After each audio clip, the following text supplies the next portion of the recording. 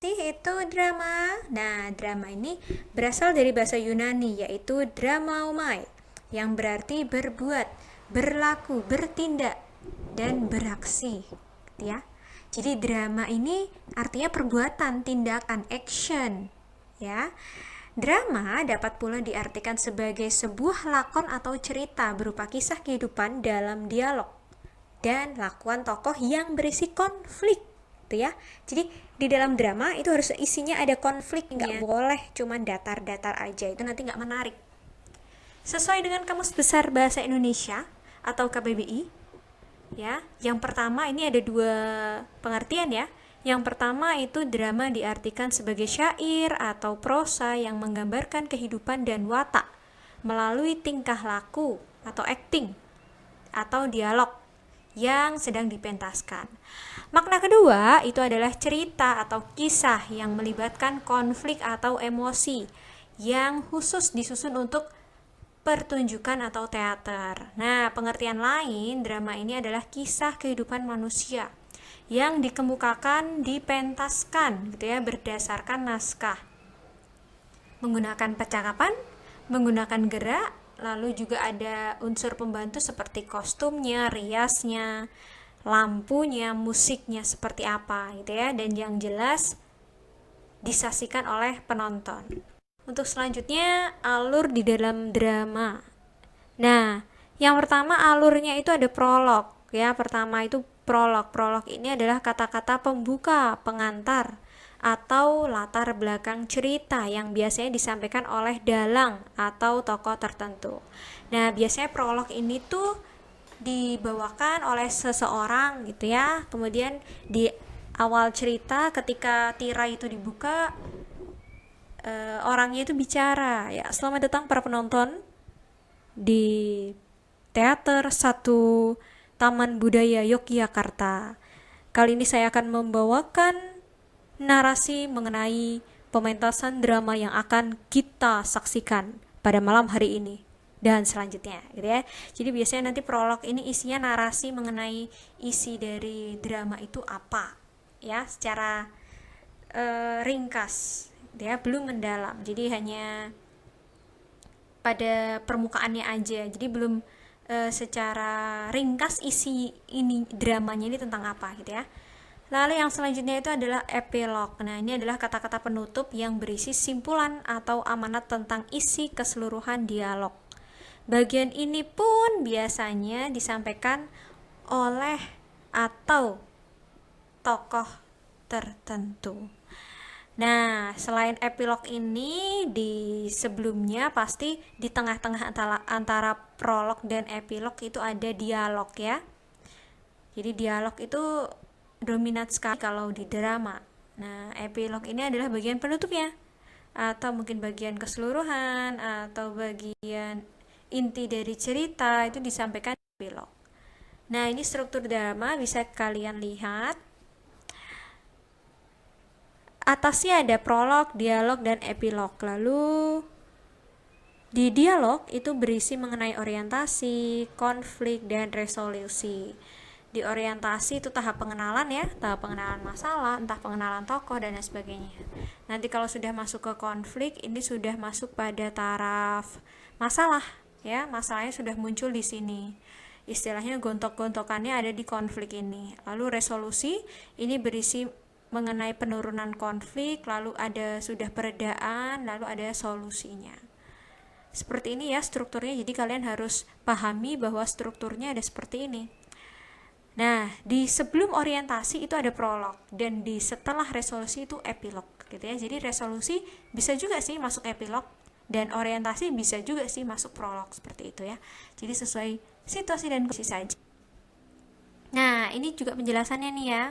Jadi di tahap orientasi itu suatu cerita yang menentukan aksi dalam waktu dan tempat. Nah, di orientasi ini biasanya memperkenalkan para tokoh, terus menyatakan situasi sesuai cerita seperti apa, lalu ada pengajuan konflik yang akan dikembangkan dalam bagian utama cerita, dan ada kalanya juga membayangkan resolusi yang akan dibuat nanti gimana gitu ya, biar orang-orang tuh jadi penasaran, oh bakal seperti ini nih ya, tapi gimana ya konfliknya? Nah, itu biasanya nanti akan dijelaskan di orientasi secara umum aja, jangan secara mendalam gitu ya, karena nanti mendalamnya masuk ke konflik.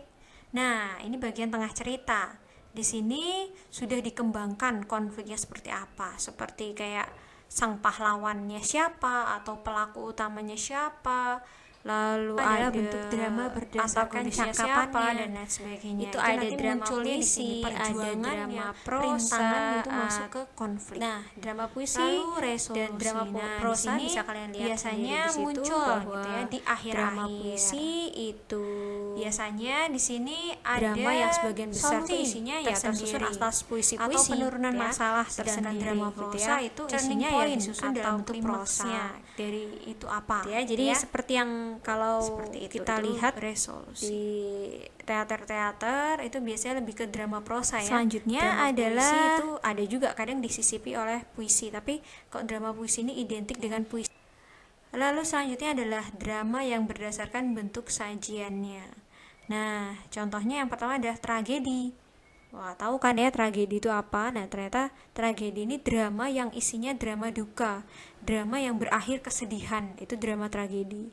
Lalu ada drama komedi. Drama komedi ini drama yang isinya berakhir dengan bahagia, happy ending. Kalau yang tragedi sad ending, kalau komedi happy ending. Nah, ada lagi drama tragikomedi atau drama dukaria. Di sini isinya ya alurnya ada duka cita tapi dia berakhir bahagia ya, nggak selamanya bahagia terus dan nggak selamanya duka terus. Nah, ada lagi bentuk drama yang mencakup kuantitas cakapannya. Yang pertama adalah pantomim, yang kedua adalah mini kata, dan yang terakhir adalah dialog monolog. Kalau pantomim kalian tahu sendiri ya, drama tanpa kata. Ini memanfaatkan gerakan tokohnya. Nah, gerakan tokohnya seperti apa gitu ya. Jadi drama bisu pantomim itu ya. Lalu ada mini kata, itu drama yang menggunakan sedikit sekali kata-kata dan dia banyak gerakannya. Ini biasanya bisa juga masuk ke sendera tari seperti itu ya, yang minim kata-kata tapi banyak tariannya. Dan yang terakhir ada dialog monolog atau drama yang menggunakan banyak kata-kata. Ini yang sering kita lihat juga ya.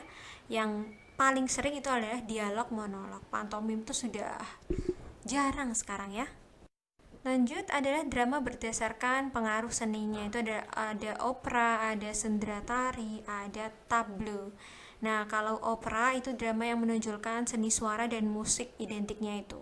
Kalau sendera tari ya ada tariannya yang menonjolkan tariannya yang di ini. Contoh, kalau di Yogyakarta itu ada sendera tari Ramayana, itu dominan sekali tari-tariannya. Lalu ada tableau, itu drama tanpa gerak atau dialog. Gitu ya. Ini unsur-unsur dramanya ada latar, penokohan, tema amanat, dan dialog. Ini juga dibagi di penokohan ada tokoh idaman, tokoh gagal, tokoh statis, dan tokoh berkembang. Kalau di dialog ada mencakup menunjang gerak laku dan tajam dan terbit ya. Lalu di tema amanat ada gagasan umum dan ajaran moral, sedangkan latar itu mencakup tempat, waktu, dan elemen di drama. Nah, elemen di drama ini kalau tidak ada ini ya namanya bukan drama gitu ya. Jadi harus ada tokoh. Tokoh jelas pemainnya, tokoh antagonis, protagonis, tritagonis. Lalu ada wawancang. Nah, wawancang ini adalah dialog atau percakapannya. Nah, ini harus ya, namanya juga drama ya harus ada wawancangnya atau dialognya. Lalu yang selanjutnya adalah Kramagung. Kramagung ini adalah petunjuk lakuan. Ini biasanya kalau di skrip drama itu tertulis miring. Misalnya, sambil melotot, Andi melihat ibunya. Dalam kurung gitu kan. Itu namanya petunjuk lakuan atau Kramagung. Jadi, harusnya si tokoh gimana sih gitu ya. Actingnya. Nah, itu Kramagung.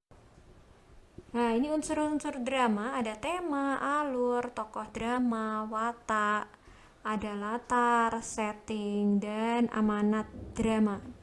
Tema jelas ya, ide pokok atau gagasan suatu cerita. Jadi mencakup secara keseluruhan. Tema beda ya, seperti judul. Kalau judul hanya sebagian pokok kecil aja, tapi kalau tema itu sudah mencakup semuanya. Dan alur adalah jalan cerita di suatu drama. Mulai dari babak pertama sampai babak akhir seperti apa sih? Lalu selanjutnya adalah tokoh drama. Nah, tokoh ini terdiri dari ada tokoh pembantu dan tokoh utamanya. Kalau yang tokoh utama itu bisa disebut primadona, sedangkan tokoh pembantu ini bisa disebut figuran. Nah, kalau misalnya watak, baru kita kenal yang namanya ada tokoh antagonis, protagonis, dan tritagonis. Dan bisa kalian ingat ya bahwa tokoh antagonis ini tidak semata-mata tokoh yang jahat, tapi tokoh antagonis ini adalah tokoh yang sering berbeda pemahaman atau pemikiran dengan tokoh protagonis. Jadi sebenarnya bukan yang tokoh jahat itu bukan, tapi antagonis ini lebih ke dia punya prinsip yang berbeda dengan tokoh protagonisnya. Untuk selanjutnya adalah latar atau setting. Nah, ini biasanya dia gambaran tempat, waktu, dan situasi peristiwa dalam cerita. Pasti kalian tahu ya, ada latar waktu, suasana, dan tempat. Dan terakhir adalah amanat drama. Nah, ini di dalam drama itu harus ada amanatnya atau pesan-pesan nilai moral yang bisa kita aplikasikan untuk kehidupan sehari-hari. Nah, langkah menyusun naskah drama, pertama itu kita harus menentukan ya peristiwa yang menarik itu seperti apa. Lalu peristiwanya ini bisa kita dapatkan di kehidupan sehari-hari, ataupun cerita dari teman, ataupun kita mau berimajinasi sendiri, itu nggak masalah ya. Selanjutnya ini memilih dan menentukan tema. Mau tema seperti apa? Tema anak-anak, orang dewasa, tema percintaan. Lalu selain itu kita juga harus memilih yang namanya judul. Judul apa yang tepat. Nah, dengan judul aja ini bisa menarik orang-orang ya, karena salah satu yang paling menonjol ini salah satunya judul di awal-awal ya. Kalau judulnya udah tidak menarik, pasti orang-orang juga malas mau melihat secara keseluruhan gitu ya. Dan selanjutnya adalah membuat kerangka ya, membuat kerangka karangan, poin-poinnya seperti apa dan memasukkan konflik-konflik ya.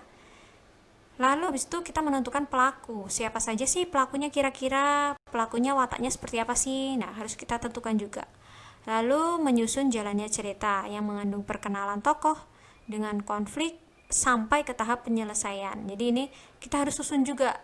Nah, yang terakhir adalah menyusun kramagung dan wawancang, menyusun petunjuk lakuan dan dialognya. Ini pasti harus ya, namanya juga untuk drama harus dipentaskan. Jadi ini untuk mempermudah sebenarnya kramagung ini, mempermudah para pelakunya untuk bergaya, istilahnya seperti apa, dia harus gimana, mukanya harus gimana, tingkahnya harus seperti apa ya. Drama ini langkah-langkah mementaskan drama, ada memilih teks drama, memilih sutradara, memilih pembantu sutradara atau asisten, bagian dekorasi, tata rias, busana, lampu, dan musik. Lalu melakukan bedah. Jadi sebelum kita melakukan drama, kita juga harus bedah ya, bedah skenario gitu ya, atau bedah naskah. Agar apa? Agar semua pemain itu memahami isi dari naskah tersebut. Lalu ada tahap reading. Reading ini membaca secara keseluruhan agar si pemerannya itu memahami gitu ya. Ini sebenarnya apa sih? Dramanya seperti apa? Dialognya seperti apa?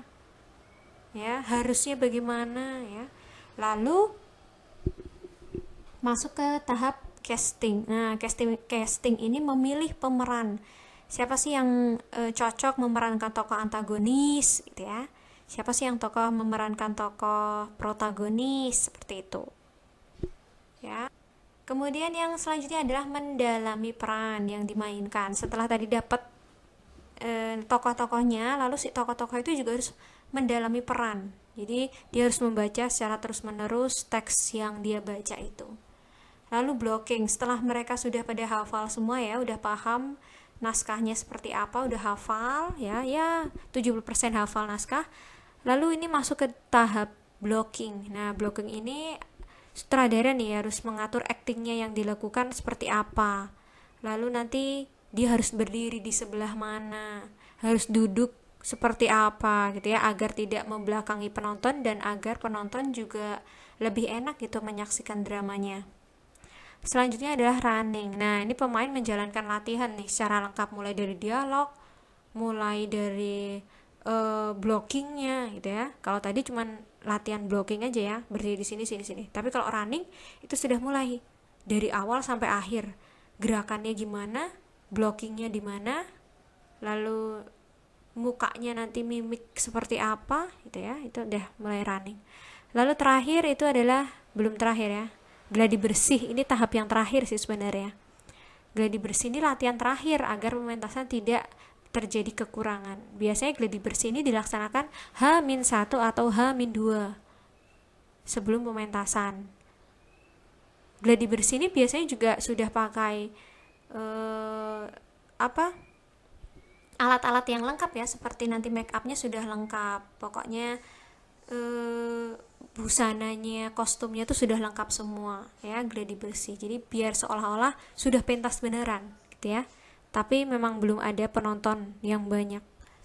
Selanjutnya terakhir adalah pementasan. Nah, di sini komponennya digunakan secara lengkap gitu ya, dan sesempurna mungkin, dan memang harus sempurna, namanya juga sudah pentas karena kan sudah dilihat oleh orang